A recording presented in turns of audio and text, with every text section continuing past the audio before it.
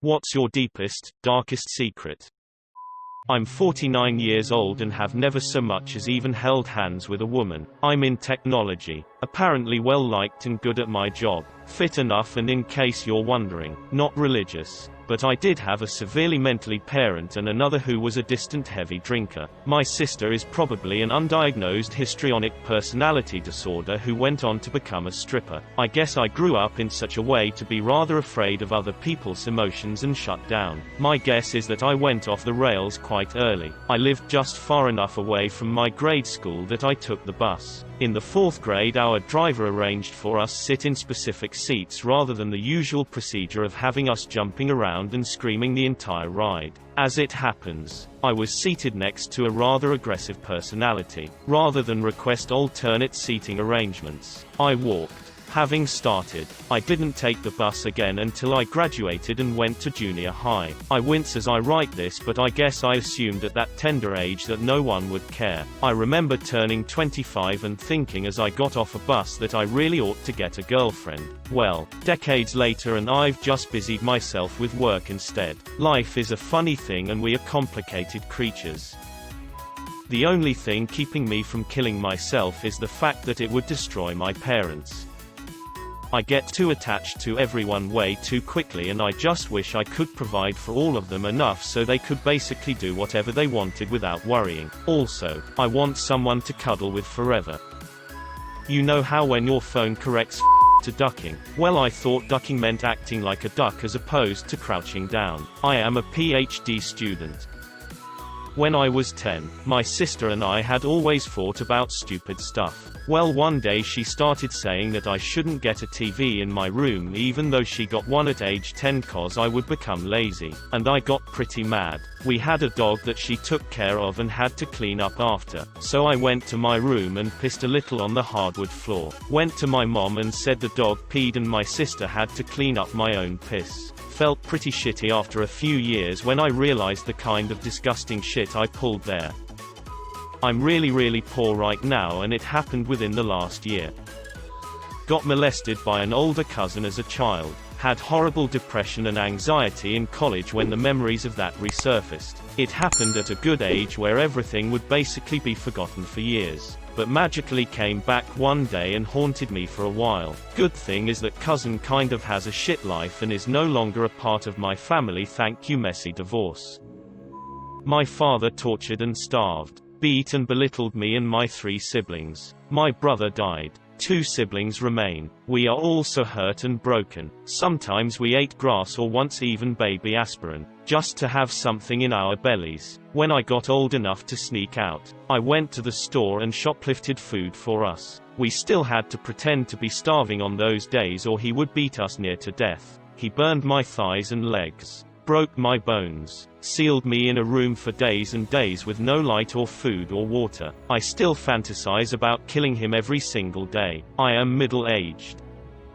I hide the negative parts of my life from my family. They don't know that I'm depressed, smoking, drinking and slowly giving up on college. I am 46 years old. College graduate and fairly successful in life, and up until 2013 I thought fleas were the plural version of a fly. When it was brought up I was dead sure I was correct. The look of confusion on my wife's face made me realize I was wrong. So wrong. And yes, I was aware of the word flies. I guess I thought they were the same thing. You are going to heaven if that is your darkest secret. I feel emotionally detached to most things in life. This is particularly challenging when socializing, as I often voice my disinterest when not paying particular attention. Just to clarify from some comments under here, it isn't depression. I struggle to achieve emotional attachment, but can and have achieved it. For example, usually in social situations I'd just be detached and it would take a lot to spur emotional response from me. I do have subjects that I do care about to enjoy, but outside of that narrow range, it's mostly blank expression and indifference. I don't feel grief like others. Family members die and I'm sad, but I won't be depressed or angry. I just move on. It kinda makes me feel like a monster, honestly. There are days that I wake up and I feel like I'm not a real person. You know that feeling you get when you're at a wedding or a party and you have your drink in hand and you're passing and you're blending in and everything is cool, but there's this strange melancholy in the back of your head because you feel detached from everything around you. That feeling when you're throwing rice at a wedding as the newlyweds drive away and you feel happy for them and it's fine, but it's like not happening. I was molested and raped by a neighbor from kindergarten to 3rd grade. I was a sad, silent little girl, and even though I got it was wrong somehow, I didn't understand it and was told that meant they loved me. I deeply needed attention and love during my childhood, so I did anything to be helpful and nice. They once asked me to bring a friend, specifically one little boy that was a couple of years younger and lived a few houses over. I asked him to play with us and brought him over. The little boy ran away before he was even spoken to by the neighbor. He saved himself without even knowing it. Today I am a grown woman and he is a grown man. But I have always felt the heaviest guilt a human can feel for calling him over to this abuser's grasp. I see him often coming or leaving from the same house and mutter, "I'm sorry," under my breath. I am proud of him, and hate myself. I am so sorry. I wish he could ever forgive me, but he most probably doesn't remember that ever happening. The abuse stopped when they moved. I never have told anyone. So if you know any little girls ages 5 to 9, could you imagine holding them responsible for something like this? You wouldn't. You would blame the adults. You were no different and don't deserve blame. I lost the baby weight with the first kid by throwing all my food up. It's also how I stayed thin in high school. Husband can't figure out why I can't lose it this time. 9 years later with the second kid. It's too embarrassing to tell him. I think you should tell him. If he's a good guy, he'll just be concerned for your health. He's your husband. And if he's a good one, he'd want to know. Your health is more important than your body image. I hate my family. Hey, me too. I also hate your family. I have liver damage from multiple suicide attempts involving pills. My family does not know this, and I have no plans on telling them. I don't think I'm fooling anyone, but I've been diagnosed with Asperger's, ASD by 3 different doctors. I have never told anyone who didn't know that through my parents. I just watch other people's successful interactions and imitate. That's what everyone else does too, if that makes you feel any better. When we were 10 years old or something, my brother and I explored and touched each other's bodies. We didn't have sex and it was consensual, but shit man, that feels weird and wrong. First time I tell someone. I lived in a third world country that didn't really have toilets at all. We'd usually have to dig a hole in the ground, take a number 1 or 2, then cover the hole with a dirt. When I moved to Canada and saw a urinal stall for the first time in church, I thought the urinal stall was a toilet, so I took a giant shit in it. Turns out I was wrong. Once the crap was found, people freaked out and I was too scared at the time to actually tell anyone about it. Young at the time.